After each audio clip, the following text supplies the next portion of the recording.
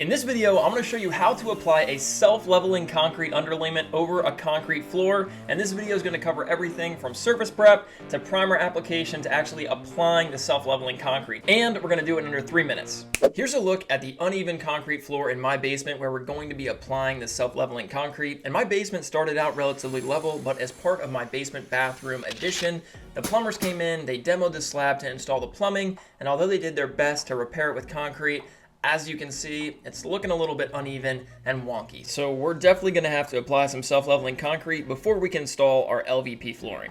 So the first step is basically you want to vacuum or sweep up any dirt or debris. You want to have a clean substrate, and I'm also taking a paper towel that I dampened with some water just to clean up any dust. After removing dust, we're going to prime the surface, and because I'm using Levelquik self-leveling concrete, I'm using the Levelquik primer, which you need to dilute 3 parts of water to 1 part of primer. I perform my 3 parts to 1 part dilution in a Chinese food carryout container, which seems to be the most appropriate, and then I used a nap roller to apply the primer to my uneven concrete subfloor. You want to apply a thin uniform layer, so make sure you go back and remove any of the puddles. So after applying the primer, you want to let it dry for around 1 to 3 hours just so it dries to a clear film. And once it's dry, it's finally time to apply the self-leveling concrete underlayment. As mentioned previously, I'm using Levelquik RS for this, and if you're mixing the whole 50-pound bag, you're going to add around 5.5 quarts of cool water, add in the self-leveling concrete mix, and then you're going to mix it up to kind of a pancake batter consistency using a drill with a mixer attachment. This self-leveling concrete mix calls for 2 minutes of mixing, but follow the manufacturer's instructions for the product you're using.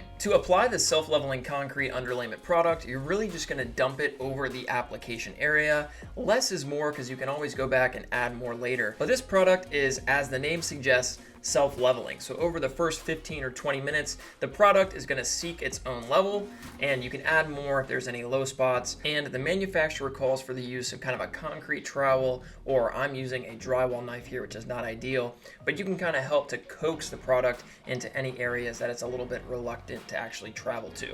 You can apply this product up to 1.5 inches all the way down to a feathered edge. This product will dry to a walkable hardness within 2 to 4 hours, and I recommend after the product sets up a little bit, grabbing a wet sponge to really smooth out that feathered edge. Unfortunately, I don't have too many photos of the finished product, but after giving it a couple days to dry, I went back and applied my LVP flooring over the new flat concrete surface. You can also apply the self-leveling concrete over OSB or plywood, but there's a few additional steps, so I'll link the manufacturer's instructions down below.